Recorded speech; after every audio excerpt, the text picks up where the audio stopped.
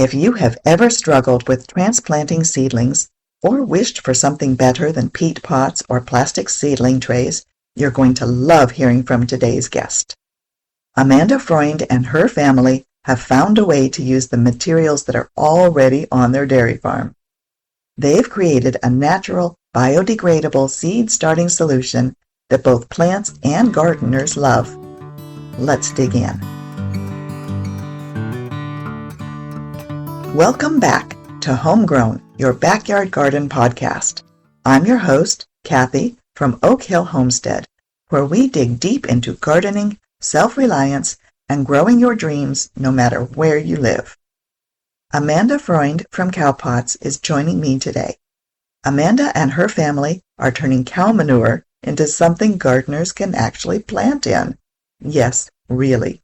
We'll be talking about what CowPots are, how they help reduce transplant shock, why they're better than peat or plastic, and Amanda will share some of her best tips and advice for gardeners too. Amanda, thank you so much for joining us today. I'm really excited to talk with you and about CowPots and your family. Tell us a little bit about yourself, about the product, about your farm for people who aren't familiar with you yet.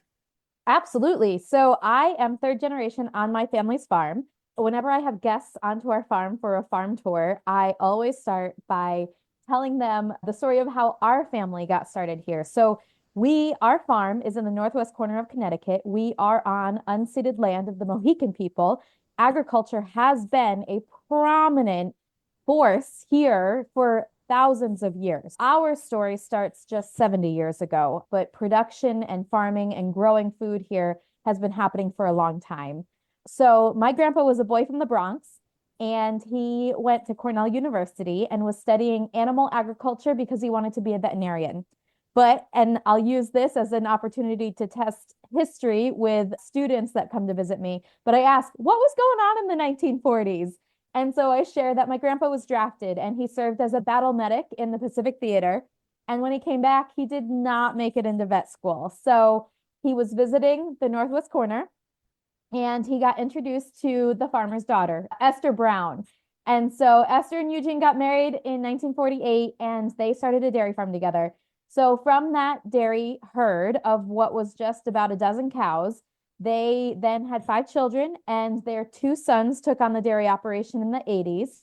And so we have been milking cows and a member of a dairy cooperative since 1949. But with every single cow on our farm, they make a lot of manure. And so there's a milk truck that pulls in the yard to take the milk to market, but nobody's pulling in the yard to take our manure away. That's our responsibility. And if you use that byproduct in a responsible way, it has a lot of value. But if you don't use it responsibly, it can absolutely be a pollutant. And we are in the Long Island watershed. So we need to be really mindful of what we do with this nutrient-rich product. So my dad came up with the idea of making a flower pot from it. And because my mom also has here on our farm, has a farm market and garden center. So my dad saw what products she was using for gardening and growing in, and those fiber pots looked a lot like the fibers that he was dealing with over on the dairy side of the operation. So he started experimenting. And so it took probably about 10 years of just trial and error to develop a product and be ready to go to market with it. So since 2006, so we're coming up on 20 years of manufacturing biodegradable plantable pots from our cows' composted manure. So we have 3 unique farm businesses, from the dairy to the cow pots to the farm market, but we have this incredible synergy how that connects us all, where the cows provide the manure, we make the pots, and then in our garden center, we get to grow in those pots and sell them to our community. That is really amazing. We stay very busy. And so we get to the importance of diversification when you're any kind of business, but especially in agriculture after or in the midst of COVID, when restaurants and schools were closed, we literally saw the price of milk plummet so that we were receiving about half of what it costs us to produce that product. So to have 2 other businesses on the farm that were doing really well because people were stuck at home. They were buying gardening supplies. So that was just like a global pandemic really shined a light on how that form of diversification on our family's operation really was very critical to our long-term economic sustainability. The pandemic really gave gardening a boost. Everybody was interested. And I'm here to encourage all of those people who are still new at it to keep going because the weather and the bugs and everything else just make it difficult some years. But the key is to keep going. So it's wonderful that you had those different businesses. So, what was your dad's light bulb moment? What made him think that this was possible? So, a unique aspect to our farming community is that just shy of 30 years ago, the local livestock producers formed a cooperative called the Canaan Valley Agricultural Cooperative. And so while our milk is marketed through a dairy cooperative, so when you see Cabot branded products on the shelf, Cabot yogurt, Cabot cheese, that is the brand associated with our dairy cooperative. But we, as a community of local producers, realized that we needed to work collectively and collaboratively on the byproduct because for every pound of milk our cows give us, she gives us an equal amount of manure. It's a substantial amount of volume that you have to deal with. So just about 3 decades ago, we actually formed a cooperative of local producers here in the Canaan Valley that was dedicated to reviewing our manure management, both strategies and approaches, but also challenges. And so at this annual meeting that we have, it's both producers as well as anybody associated with land management and nutrient management. And so it was at one of those meetings many moons ago that this conversation, this intentional conversation about what are we going to do with all this crap? And so the mention of why don't you make a flower pot out of it stemmed from this conversation around manure management strategies. And so my dad took that to heart and he went to work. And the very first cow pot was made on our kitchen stove in one of my mom's cooking pots. He had very simple tools to do proof of concept because it was really hard to encourage and invite other stakeholders and folks that wanted to contribute to this without having a real tangible product in hand. So that first pot was literally pressed into a terracotta clay pot just to give it the shape. And so then he could invite more people to help him and build out the idea. So that was in the early 2000s. And my very first job out of college, I graduated from Cornell in 2006. And I was loading up the family minivan that spring with the first run of pots and driving around to local garden centers trying to sell them a pot made out of poop. I'm sure that there are people out there thinking, ew, it's manure. But I'm sure that you have a process that, takes care of all of that. And I have to say, I've had my sample pack of CowPots in my living room. My dog is not interested in it. My cat is not interested in it. There is no smell. And I have planted some of my seedlings in it now. I love that you have the tall round pot, which is great for tomatoes because you always want to plant those deeper as they get bigger. So you can take the first plug from it, put it way down in the bottom, fill it up, and it has depth for that tomato to grow. That's perfect. It's funny when I see those red solo cups that so many people use for growing in, I would say our 4-round is almost an exact match for volume. We grow probably about 1,200 tomato plants here for our farm market. And when we do transplant, it's a 1-day, 2-day project with 2 full-time people. The fact that they're not finagling with a plastic pot trying to pull that tomato plant out, they just grab the base of that stem, drop it in the step-up container, fill it up with potting soil because, like you said, you want to get that tomato plant buried. And it literally saves us the time, not having to deal with the plastic pot and pick it up behind them.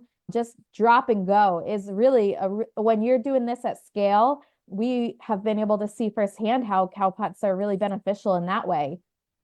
Definitely. And you don't have the waste either. What would you do with all those plastic cups? Yeah, they're Not every, gonna go in the garbage. and not every place recycles. There you have all that waste. So this is wonderful. So tell us how to transplant with them, what the benefit is, and why you don't have any waste afterwards.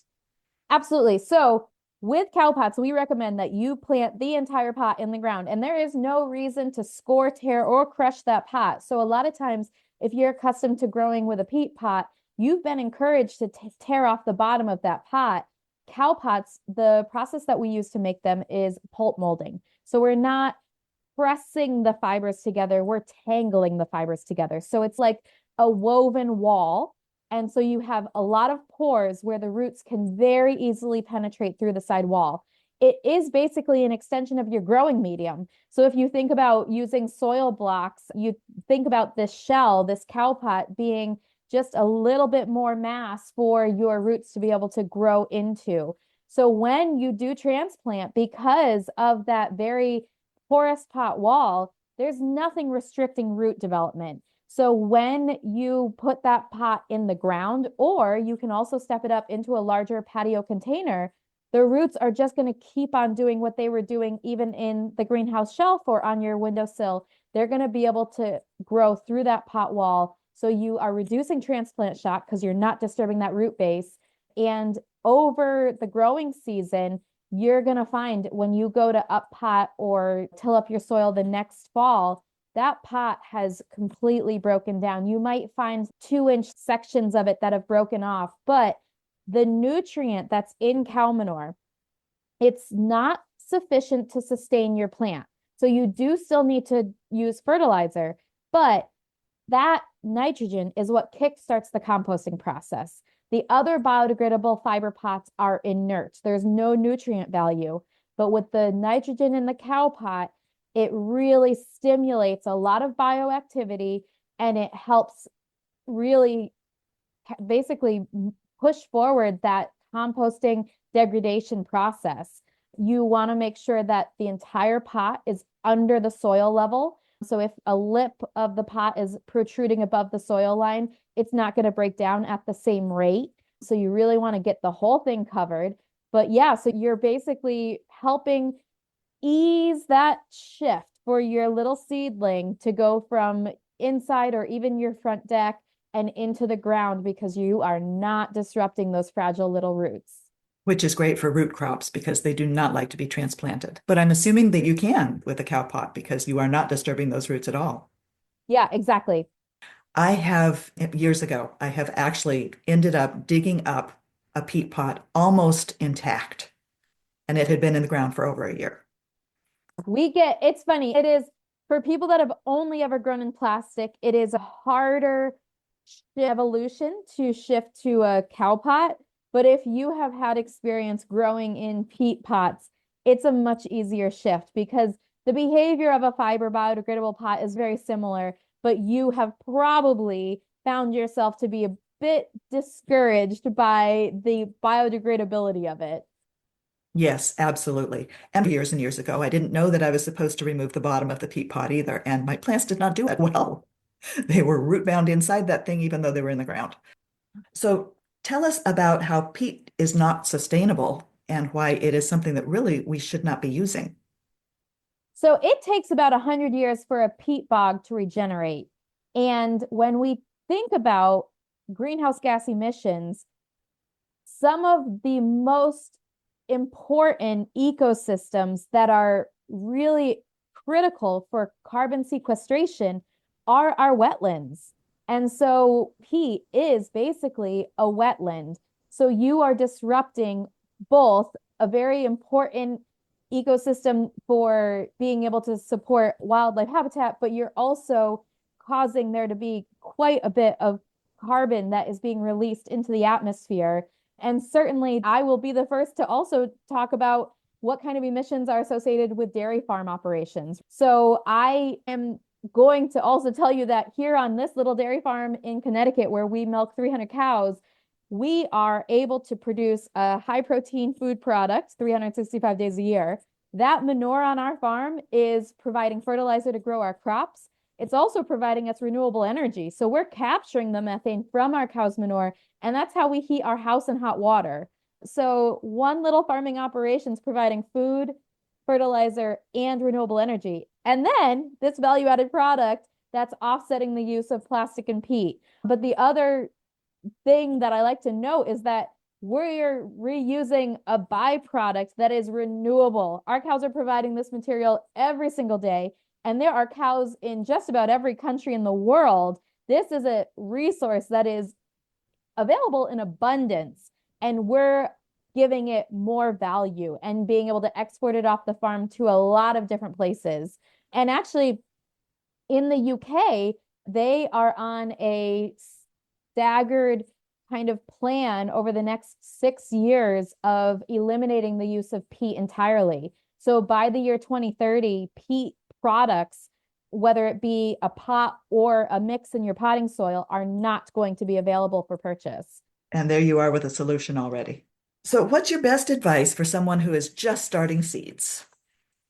My best advice is start small. So you might have 200 seeds in that seed packet. Do not start every single one of those seeds. Every growing season is unique and different. And we have some more extreme weather events that are happening recently than we had 20 years ago. And with each of these different storms, you're going to contend with different types of pests, and you're going to contend with different levels of moisture that are going to potentially cause you having to think about fungal issues. So my advice is start small. Start with a reasonable number of plants that you can follow through and see through, because you might have the plants that you want to grow, but then you are going to inevitably deal with the plants you don't want to grow. And I can't keep up with weeds come middle of June. I would really recommend that you start with a dozen or 20 plants and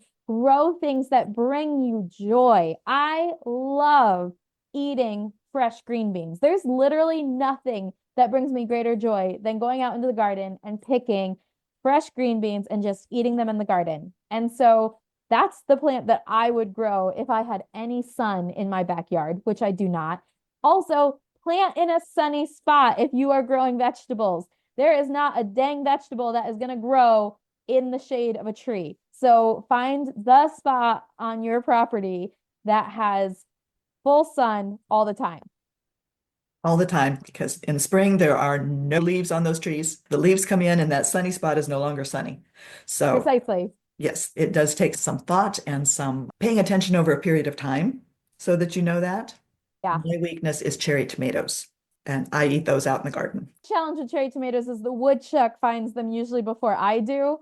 And the other thing I will say that I can't recommend enough is test your soil. Use your local extension. So for me in Connecticut, I can take soil samples, and there's information on how to do that on the Yukon Extension website, and send it to their soil lab and know what that is the base, right? You have all the nutrients that you're relying on your plant to sustain from are based in your soil. And so you can't manage what you don't measure. And so it is so important to know what is in your soil and what you might need to supplement with. Absolutely. All state extension offices will do that for you no matter where you live. And they all have a website where you can go and find that information on how to do it as well. Where can people buy CowPots? Are they available in stores? Do you have to go to a garden center? Only online? So my first recommendation always is go to your local garden center and ask for them if you don't see them. I can ship my product anywhere and everywhere. And I also have a variety of distributors that supply garden centers.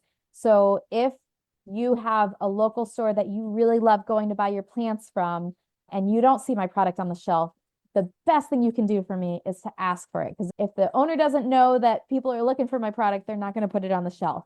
But an easier option for me to guide you to definitively know that you're going to find my product is online. So on our website, cowpots.com, we have mostly our wholesale style cases. So you're looking at 50, 100, 200 pots.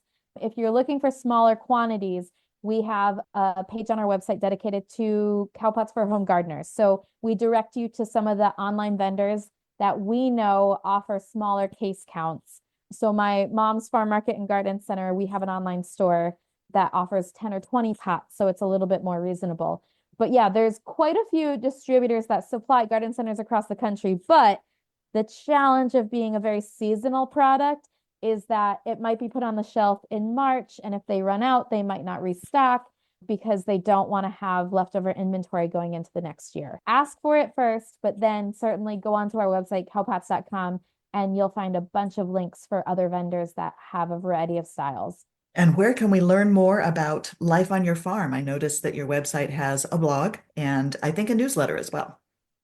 Yeah, so we certainly, if you visit our website and you sign up to be on our email list, then you'll get occasional updates. Sometimes I let farming take priority over sending out those emails. But I also have quite a few videos that we've developed over the years. Under the Learn tab, there's About Us. And so you can find a whole bunch of videos specifically about sustainability on our farm.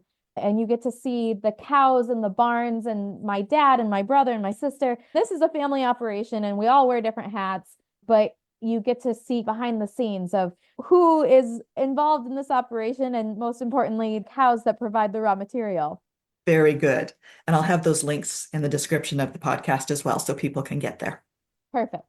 I would just say that I think it is an incredible thing to choose to get your hands dirty. I think so much of what we do in a day is tied to a screen, and to intentionally take the time to be outside and growing something is really a beautiful act. And my commitment in my own garden has been mostly on pollinator plants. And so just trying to do a better job of managing my little 1.3 acres and making it be providing the habitat for the things that I want to have around me. Thank you, Amanda, for sharing your family story and your mission with us. If you'd like to learn more about CowPots or order a pack to try in your own garden, I've included links in the descriptions for you. Thank you for hanging out in the garden with me today. If you enjoyed this episode, please leave a quick review or share it with a fellow gardener. I'll see you next time on Homegrown, your backyard garden podcast.